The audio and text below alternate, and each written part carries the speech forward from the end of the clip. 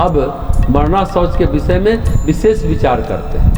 ऐसा बालक जिसकी आयु 10 दिन से अधिक हो परंतु उसकी नामकरण न हुआ हो कि मृत्यु पर सपिंड को स्नान मात्र और माता पिता को 3 रात का शौच लगता है। बालिका के मरण में माता पिता को 1 रात का शौच लगता है। ऐसा श्रुति विवेककार का मत है, परंतु निर्णय सिंधुकार के मत से 3 रात का ही अशौच होता है। इसे प्रथम मत पंच गौड़ों में तथा द्वितीय मत दाक्षिणात्यों में विशेष मान्य। नामकरण के पूर्व बालक या बालिका की मृत्यु में खनन ही होता है, दाह नहीं। गंगा आदि नदी के सानिध्य में प्रवाह भी होता है। नामकरण के अनंतर बालक का 3 वर्ष पर्यंत यदि चूड़ाकरण मुंडन न हुआ तो दाह और खनन में विकल्प है। यदि मुंडन हो गया हो तो दाह ही होगा। नामकरण के अनंतर दंतोत्पत्ति 7वें मास के पूर्व वाले पुत्र के मरण में दाह हुआ हो तो सब पिंडों को एकाह और माता पिता को त्रिरात्र अशौच होता है। खनन में सब पिंड को स्नान मात्र और माता पिता को त्रिरात्र अशौच होता है।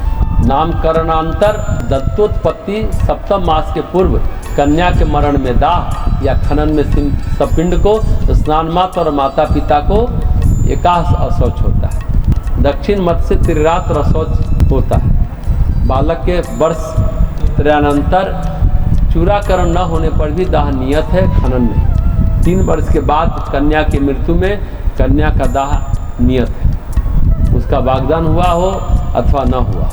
दंतोत्पत्ति के अनंतर 3 वर्ष पर्यंत पुत्र के मरण में उसका दाह या खनन किया हो तो सब पिंड को एकाह और माता पिता को विराव अशौच होता है। दंतोत्पत्ति के अनंतर 3 वर्ष पर्यंत कन्या के मरण में दाह या खनन में सब पिंडों के स्नान से और माता पिता की त्रिरात्र से शुद्धि होती है। 3 वर्ष के बाद उपनयन के पूर्व बालक का चूड़ाकरण हुआ हो या न हुआ हो, उसके मरण में पितरादि सब पिंडों को 3 दिन का शौच होता है। प्रथम वर्ष में चूड़ाकरण संस्कार किए हुए पुत्र के मरण में पिता आदि समस्त सब पिंडों को त्रिरात्र शौच होता है और दाह भी नियत होता है। वर्ष त्रय के अनंतर वागदान के पूर्व कन्या मरण में 3 पीढ़ी तक के सब पिंडों को 1 दिन का और माता पिता को 3 रात का शौच होता है। वागदानोत्तर विवाह के पूर्व कन्या मरण में कन्या जिस कुल में ब्याही जा रही हो और पितृकुल में 7 पीढ़ी तक के सब पिंड को 3 दिन अशौच होता है। यह पंचगौर मत, यही मत युक्त है। दाक्षिणात्य संप्रदाय में 1 रात्र अशौच होता है। 3 वर्ष के बाद 6 वर्ष तक के पुत्र के मरण में द्विजों को 3 दिन का अशौच होता है। तदंतर सुजात युक्त पूर्ण शौच होता है। उपनयन शब्द से उपनयन का काल लिया गया है जो कि 6 वर्ष तक का माना गया। अतः सप्तमादि वर्ष में उपनयन न होने पर भी पूर्ण अशौच होता है। वह शुद्ध विवेककार का मत है।